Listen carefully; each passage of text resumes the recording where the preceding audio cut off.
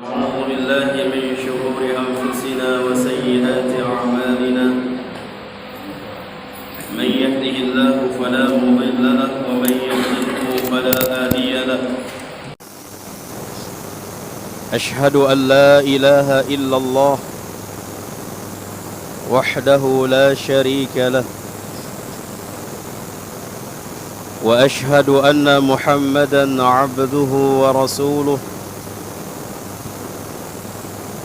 وحبيبه وخليله ولا نبي ولا رسول بعده. يا أيها الذين آمنوا اتقوا الله حق تقاته ولا تموتن إلا وأنتم مسلمون. أما بعد فإن أصدق الحديث كتاب الله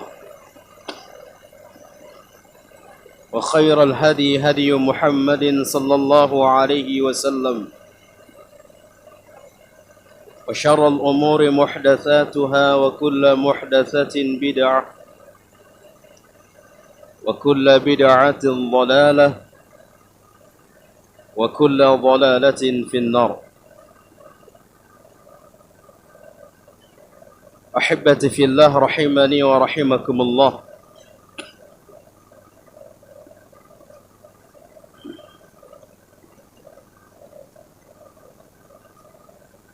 Kita masuk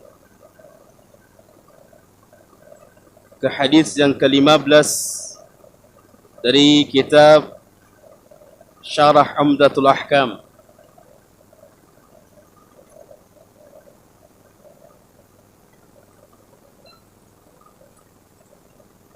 Setelah kita membahas hadis yang ke-14,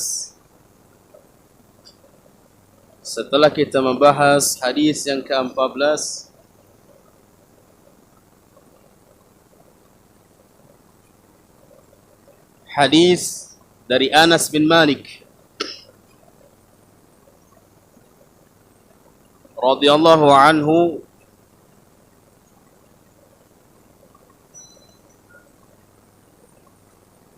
annahu qala kana Rasulullah sallallahu alaihi wasallam yadkhulul khala fa ahmilu ana wa ghulam nahwi idawatan min ma wa anazah fayastanji bil ma. Dari Anas bin Malik mengatakan bahwasanya kana Rasulullah sallallahu alaihi wasallam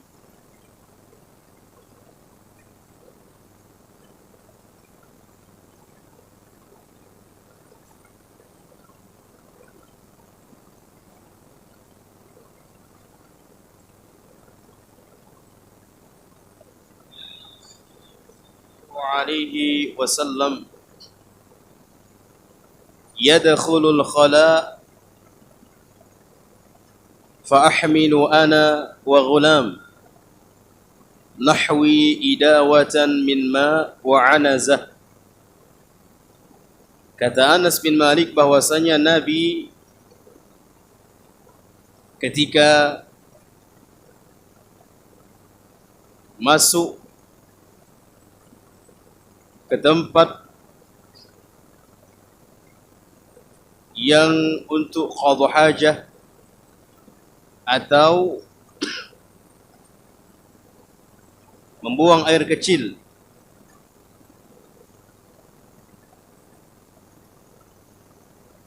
kemudian Anas bin Malik bersama temannya Ghulam yang hampir sebaya dengan dia memberikan kepada Nabi sallallahu alaihi wasallam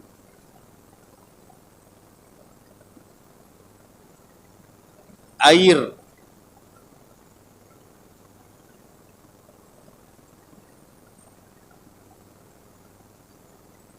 wa anazah dan juga kayu. yang lebih pendek dari tombak. Kemudian Nabi SAW mengambil air. Jadi Anas bin Malik bersama Ghulam mengambilkan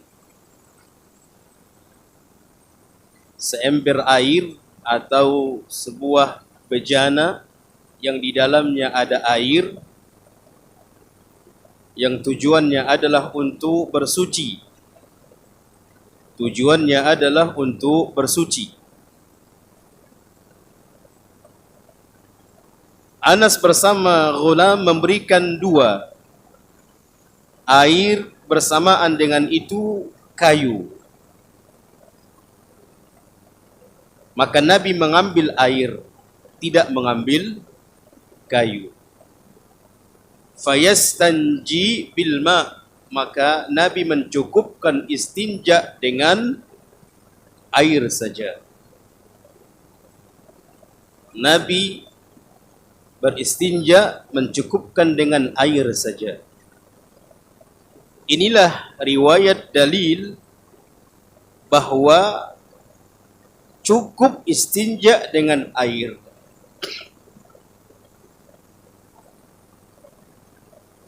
Terjadi perselisihan di kalangan para ulama menggabungkan air dengan batu.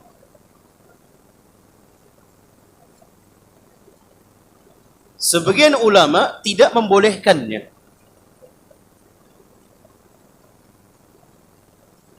Kalau sudah ada air, tidak perlu lagi batu.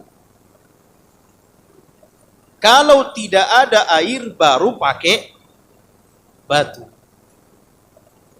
atau sejenisnya.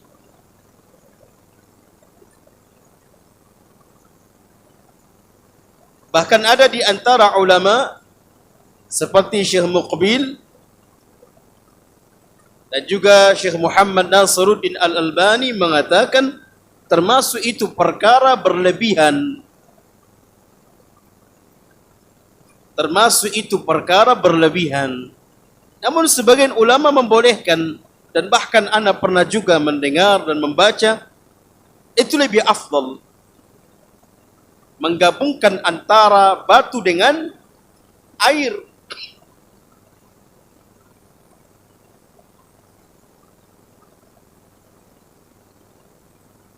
Itu lebih afdal. Namun ini terjadi perselisihan di kalangan para ulama. Terjadi perselisihan di kalangan para ulama. Maka ini adalah dalil hadis yang ke-14 dari kitab Syarah Umdatul Ahkam, di mana Anas bin Malik menjelaskan kepada kita Nabi mencukupkan istinja dengan air saja. Maka yang kedua juga, di sini ada pelajaran bagi kita menyiapkan air terlebih dahulu sebelum kita qada hajat atau sebelum membuang air kecil. Siapkan terlebih dahulu air.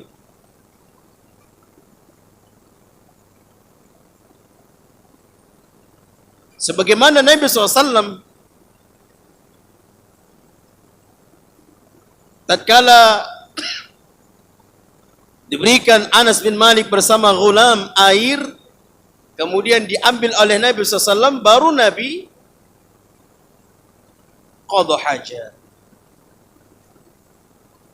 Berarti disiapkan terlebih dahulu air. Dan ini merupakan petunjuk Nabi sallallahu alaihi wasallam. Jelas ini jemaah? Jadi dari sini, dari hadis ini ada beberapa makna atau beberapa faedah kita ambil. Yang pertama adalah ini riwayat atau dalil mencukupkan istinja dengan air saja. Kalaupun menggabungkan satu. Masya Allah.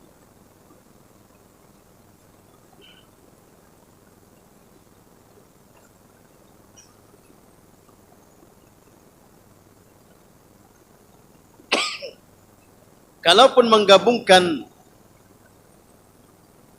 batu dengan air, maka terjadi perselisihan di kalangan para ulama.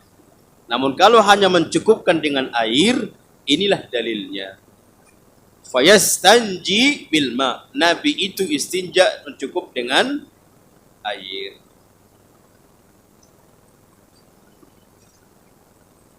Baik. Al-hadisul khamis ashar. Hadis yang ke-15 dari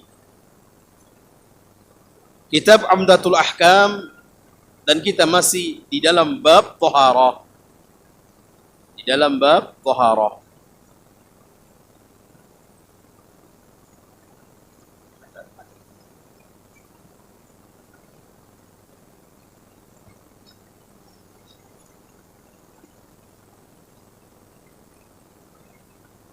An Abi Qatadah Al-Haris bin Rib'i Al-Ansari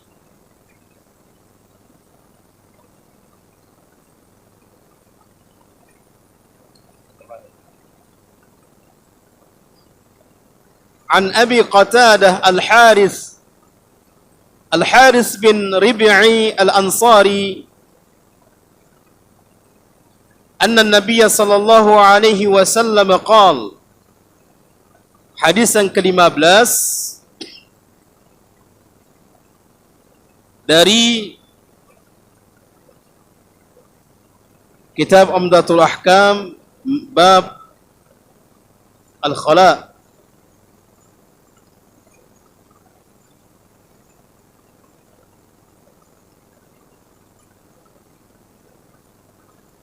Bab dukhulul khala.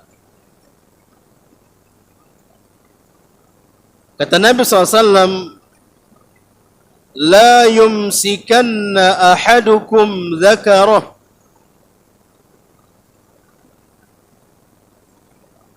la yumsikanna ahadukum dhakarahu biyaminihi wa huwa yabul wa la yatamassah minal khala'i biyaminihi wa la yatanaffas fil ina.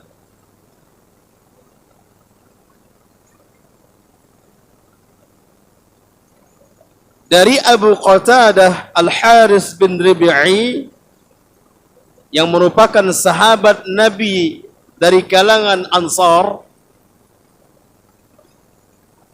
Kalau sahabat Nabi dari kalangan Ansar itu dari mana?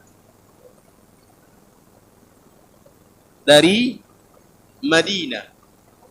Kalau dia Muhajirin dari Makkah. Ada di antara sahabat itu seperti Abu Ayyub Al-Ansari. Langsung dengan Al-Ansari. Demikian juga Abu Qatadah Al-Haris bin Rib'i Al-Ansari. Dari Abu Qatadah Haris bin Rib'i Al-Ansari dari sahabat Madinah. Anna Nabiy sallallahu alaihi wasallam qala, bahwasanya Nabi SAW bersabda, la yumsikanna ahadukum dzakarahu biyaminihi wa huwa yabul. Jangan sekali-sekali kalian atau salah seorang di antara kalian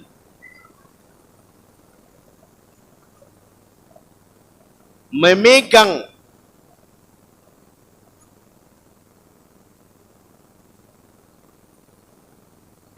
zakarnya dengan tangan kanan dan dia sedang baul.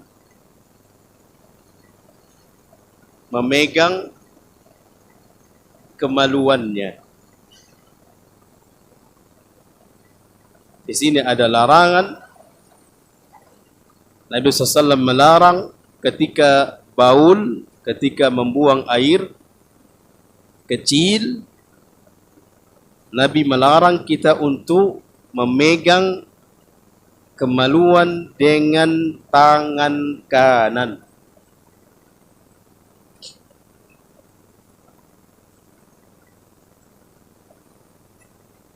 Kenapa? Karena tangan kanan untuk perkara-perkara yang baik, perkara-perkara yang terhormat.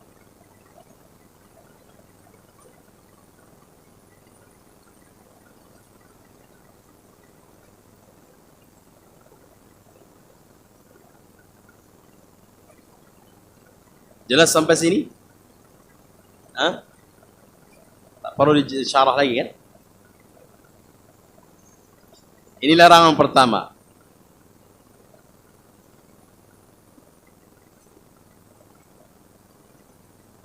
Kalau berarti tangan apa yang dilarang di sini, pakai tangan apa yang dilarang megangnya?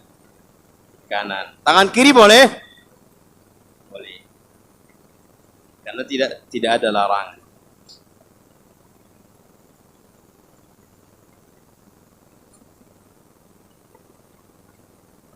Apakah larangan ini hanya di waktu ketika membuang air kecil saja?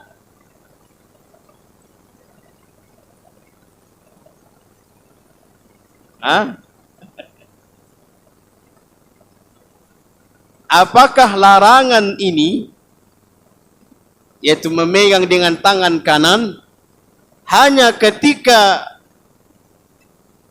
sedang atau di waktu membuang air kecil saja? Terjadi khilaf di kalangan para ulama. Ikhwan, bab fikih memang jangan pernah pusing, khilaf saja. Itu fikih memang begitu. Beranjak sikit khilaf, beranjak sikit khilaf. Sebagian ulama mengatakan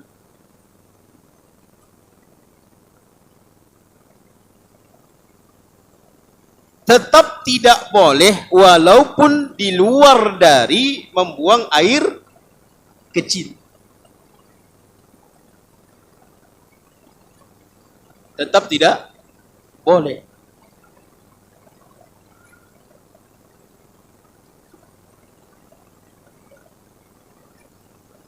Sebagaimana hal ini disyarah oleh Syekh Shalih Al-Utsaimin. فهل هذا التقييد له مفهوم أو لا؟ قيل له مفهوم، وأن النهي عن مس الذكر باليمين إنما يكون حال البول، فإذا نهي عنه حال البول ففي غير حال البول من باب الأولى، لأنه في البول قد يحتاج إلى مسكه. Sebagian mengatakan larangan memegangnya dengan tangan kanan setiap kondisi. Karena kalau di dalam waktu baul saja, buang air kecil saja dilarang, apalagi dalam bab yang lain, kondisi yang lain, berarti lebih aula dilarang. Kenapa? Karena di waktu ketika membuang air kecil, kita butuh memegangnya. Kalau tidak, tercecer tak kemana-mana.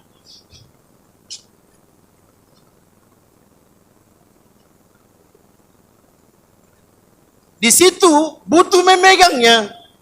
Namun dilarang, apalagi dari kondisi selain dari itu, maka lebih aula lagi dilarang.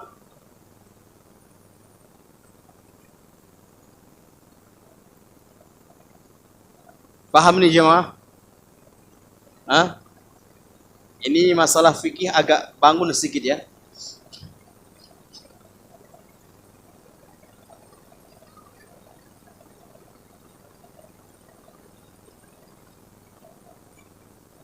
Karena di dalam ketika kita membuang itu dibutuhkan memegangnya. Memegangnya zakar kita itu. Kalau di saat itu dibutuhkan memegangnya namun dilarang, bagaimana kalau seandainya di kondisi selain itu yang tidak membutuhkan untuk memegangnya? Berarti lebih bab aula lagi untuk dilarang.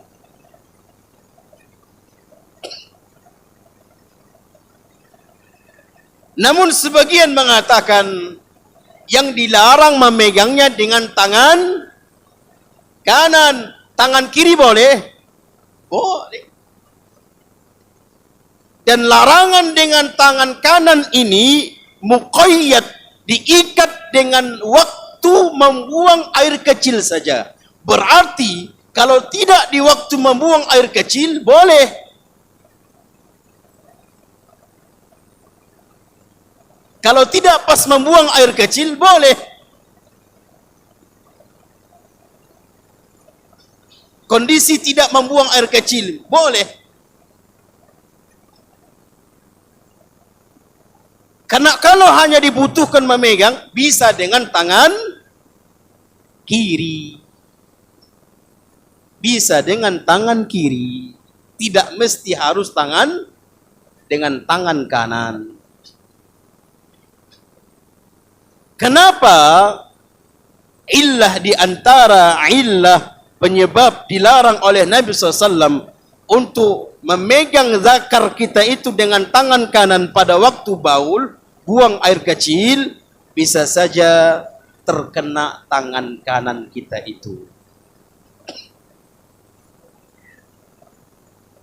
Sehingga terkadang dengan tangan kanan itulah kita makan, kita ini. Maka agama menutup dari celah mungkin akan mendatangkan penyakit, akan mendatangkan kotor, jorok. Maka agama kita, Nabi menutup itu, dilarang memegangnya dengan tangan kanan. Itu pun jika di waktu buang air kecil. Selain dari itu dibolehkan.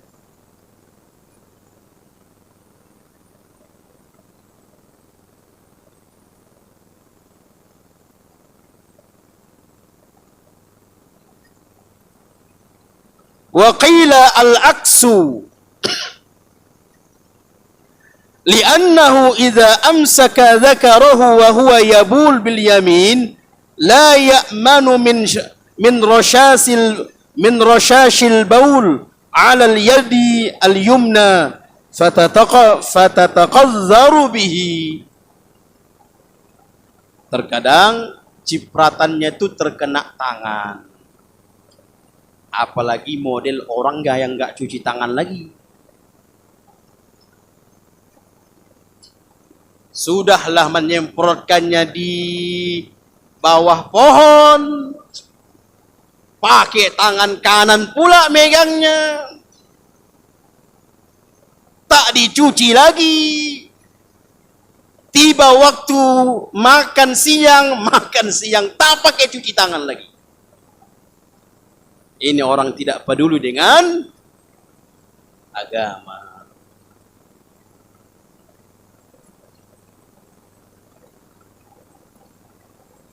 Makanya agama kita ini luar biasa, sedetail-detailnya.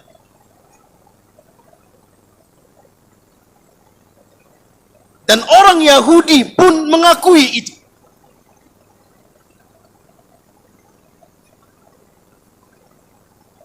Luar biasa indahnya agama kita. Sampai bab itu pun dijelaskan. Agama mana sejelas seperti ini?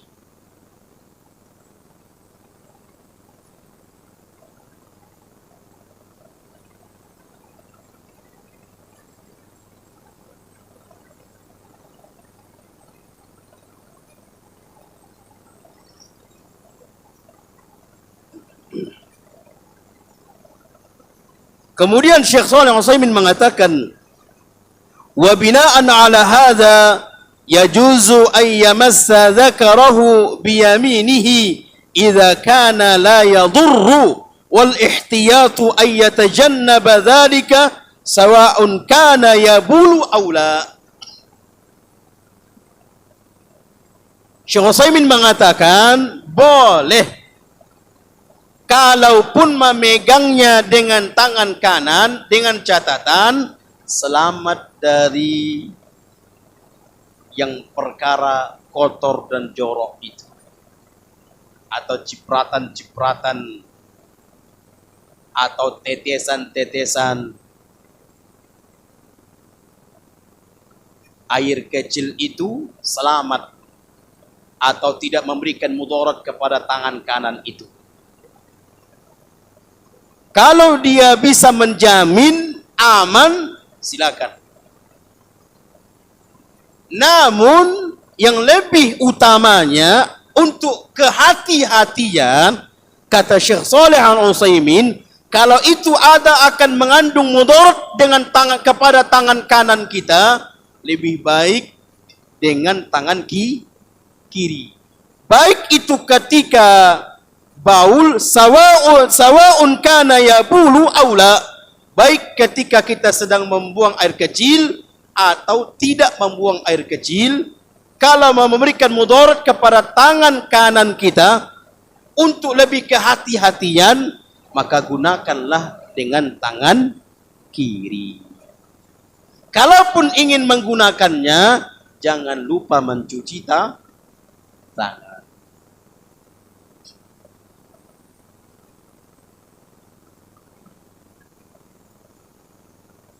Allah, luar biasa.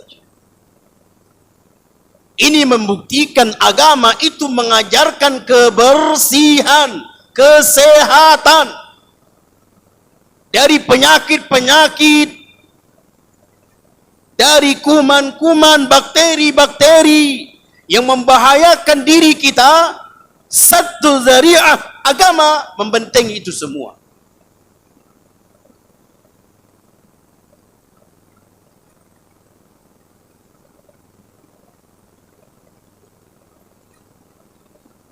Membahayakan diri, dilarang.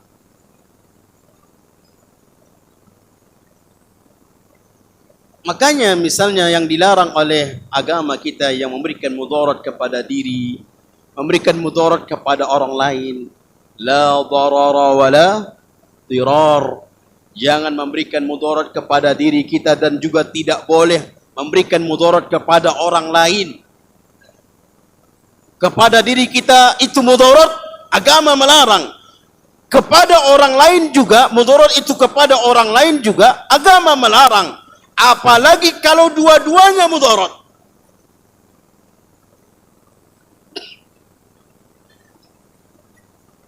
Makanya heran, dari sisi mana penghalalan rokok? Dari sisi mana? Dari sisi mana penghalalan rokok? Bahkan ada mengatakan orang yang merokok itu sedang jihad. Kenapa? Karena membantu pemerintah di dalam pemasukan.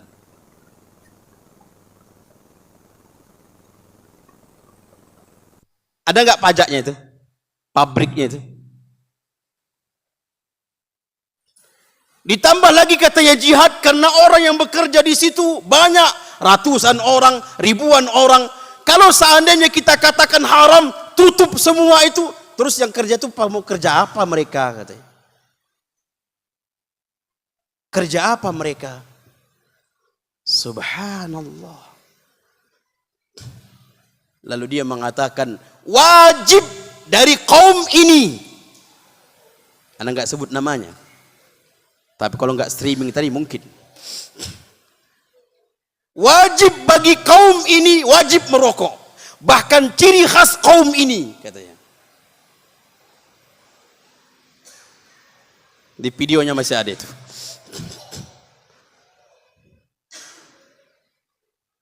La ilaha illallah.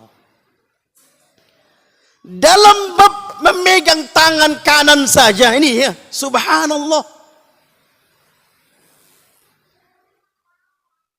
Ketika membuang air kecil, memegang bab dengan tangan kanan saja, kemaluan kita itu dibahas oleh para ulama. diberikan petunjuk oleh Nabi. Apalagi bab yang begitu besar, ijma' para dokter, bahayanya itu. Namun dia masih mengatakan tidak haram.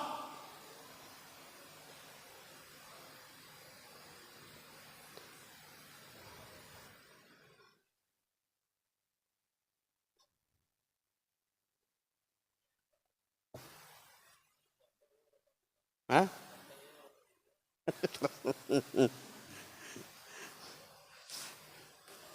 Kahibati fillah, luar biasa. Agama kita yang begitu menyelamatkan diri kita, menyelamatkan harta kita, menyelamatkan keluarga kita, menyelamatkan kehormatan kita, menyelamatkan kehormatan. Jangankan zina yang diharamkan, mendekati zina pun apa hukumnya? Haram. La taqrabuz zina. Perkara-perkara yang mendekati hasilnya akan zina, jangan dekati. Makanya haram kita bersalaman dengan wanita yang bukan mahram. Kenapa? Karena itu mendekati zina. Haram ipar masuk atau ipar bersamaan dengan ke rumah kita. Ipar jemaah, ada ipar, kakak ipar, abang ipar. Bahkan kata Nabi SAW, ipar itu adalah kematian, maut. Itu kan saking bahayanya ipar itu. Ustaz, berarti ipar itu lebih bahaya daripada laki-laki lain? Naam, ipar itu lebih bahaya daripada laki-laki yang di sana itu, yang selain tak dikenal dalam keluarga. Kok bisa Ustaz? Naam, kalau ipar masuk tak ada orang curiga. Sampai ke rumah ibu tadi, ada iparnya. Oh ya, ada iparnya pula. Iyalah, suaminya nggak ada di rumah, anak laki-lakinya nggak ada di rumah. Ipar masuk, dilihat oleh masyarakat, diam. Kenapa? Oh, iparnya saja kok. Ada iparnya digoncengnya. Siapa perempuan itu? Ada iparnya. Oh, ada iparnya, udahlah. Coba kalau bukan iparnya laki-laki lain, ribut nggak masyarakat? Ribut. Masyarakat akan menebrak. Masyarakat akan masuk bertanya siapa laki-laki ini. Berarti akan kecil kemungkinan itu terjadi zina, karena masyarakat akan melihat, akan menghalangi. Ada di sana perkara-perkara yang menghalangi itu. Namun kalau ipar yang masuk, yang tidak faham sunnah, bebas kemana-mana masuk ke dalam, orang masyarakat pun menganggap itu biasa. Padahal itu berarti itu sangat besar kemungkinan akan terjadi perzinaan. Rentan waktu terjadi perzinaan. Makanya lebih bahaya lagi itu.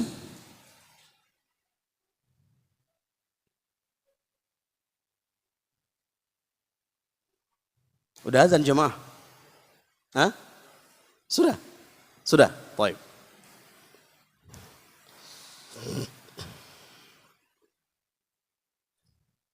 Kita azan dulu ya. Fadhal. Terjaga kita dari penyakit-penyakit, supaya terjaga dari penyakit-penyakit. Yang kedua, sebagai penghormatan kepada tangan kanan. Maka pekerjaan yang mulia itu dengan tangan kanan, memberi. Bayangkan kalau ada orang memberi dengan tangan kiri, kira-kira apa yang kita rasakan tuh? Enggak punya adab begitu ya? Enggak sopan gitu. Makanya ketika anak kita ketika memberi, kita ajarkan tangan cantik nak, Ada sebagian mama-mama gitu. Tangan cantik nak. Kedua-duanya cantik mak katanya pula. Tangan kanan nak. Kita berikanlah istilah sesuai dengan hadis. Bil yumna, bil yamin. Bukan dengan tangan cantik. Ada lagi mak, tangan sopan nak.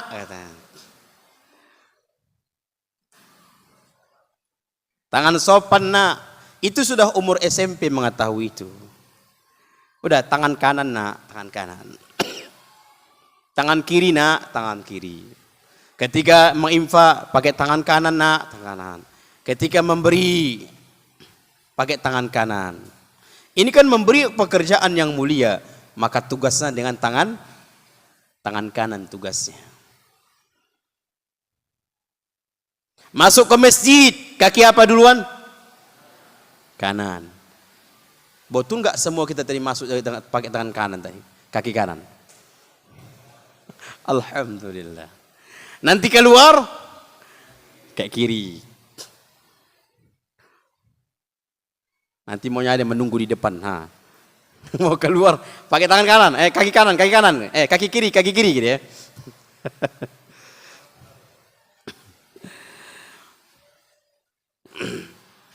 Karena masjid yang dimasuki mulia, berarti pakai tangan kaki kanan.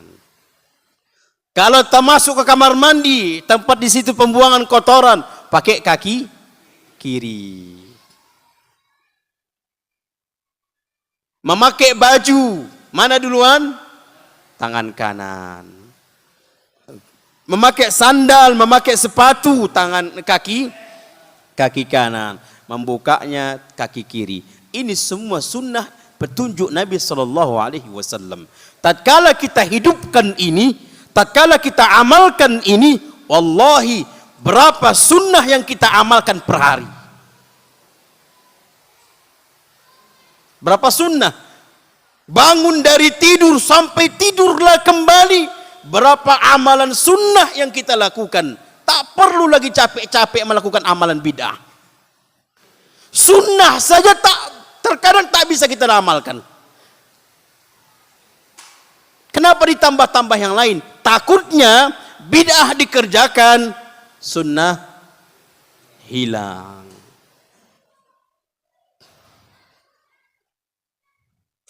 Bangun tidur saja berapa sunnah yang diajarkan Nabi, petunjuk Nabi yang kita lakukan.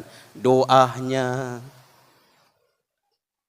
membaca zikirnya ketika bangun di tengah malam. Bangun tidur misalnya, doanya lagi. Berapa petunjuk Nabi? Naik kendaraan, apa doa yang diajarkan oleh Nabi? Pakai baju, subhanallah. Mau pergi ke masjid, apa sunnahnya yang dikerjakan oleh Nabi? Mencium istrinya.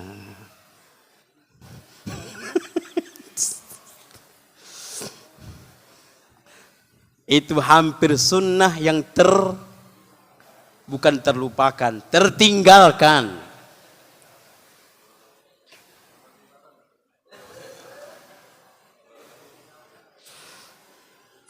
Kecuali memang suami istri ke masjid. Jangan pula di situ berpisah dicium istrinya. Fitnah. Ini mengganti di rumah ini Ustaz katanya.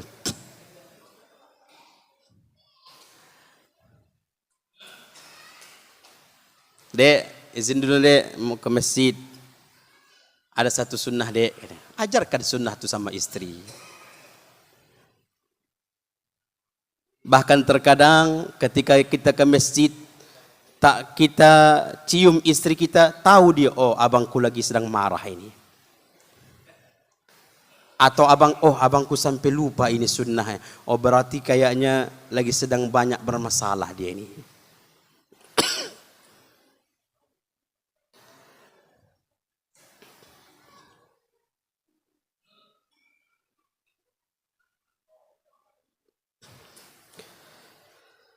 Taib. Jadi wala yatamassah minal khala biyamini. Jangan bersuci dari buang air besar, istinja dari buang air besar dengan menggunakan tangan kanan. Jangan. Disinilah Nabi melarang. Kemudian wala yatanaffas fil ina, dan juga dilarang oleh Nabi bernapas ketika lagi sedang minum. Bernapas saja. Apalagi dihembus. Mana lebih parah itu? Bernapas atau dihembus? Dihembus, Mak. Itu lebih parah. Nabi melarang ketika minum, makanya Nabi tidak boleh minum tuh pakai apa namanya? Satu kong besar, bernapas di situ juga. Minum bernapas sambil menapas.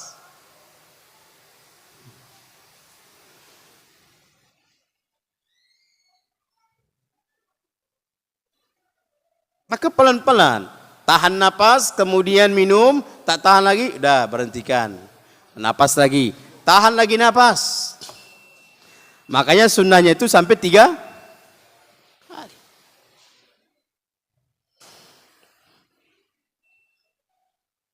Kenapa? Makanya jemaah kalau ingin minum 1 gelas dengan istri atau dengan pasangan, jangan bernapas untuk menjaga dia nanti memakai gelas kita itu. Menjaga bakteri-bakteri, menjaga penyakit-penyakit. Bukan berarti tidak. Karena ada juga ketika Aisyah minum dari gelas, kemudian Nabi mengatakan, wahai Aisyah, mana tadi engkau letakkan bibirmu di gelas ini? Ditunjuk oleh Aisyah, kemudian Nabi minum meletakkan bibir di mana Aisyah meletakkan bibir di gelas itu. Kalau kita cuci kita itu. Cuci dulu dek kata.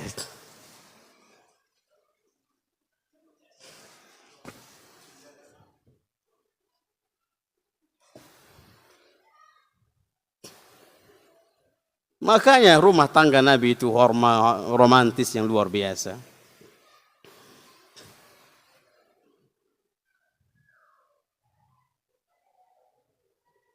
Walaupun banyak golas di rumah, coba minum kalau bersama 1 golas saja dek. Kongsi, istilahnya kongsi ya. 1 golas saja dek minum. 1 apa aja, 1 piring berdua. Sekali-kali jemaah. Sekali-kali. Habis makan sudah habis, ada di situ tangan istri di Naam.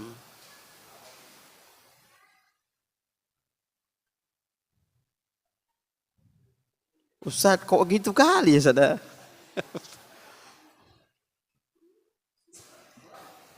Di situ akan terasa cinta yang luar biasa.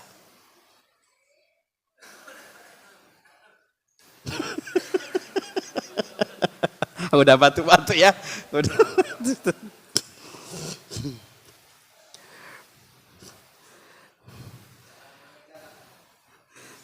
gelas, 1 piring, sekali.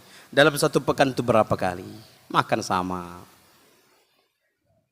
Di situ keberkahan ada, di situ menambah kecintaan itu ada. Waktu mandi bareng-bareng, sekali-sekali makan mandi bareng. Naam jemaah. Nabi bersama Aisyah mandi bareng. Apalagi sambil main-main air.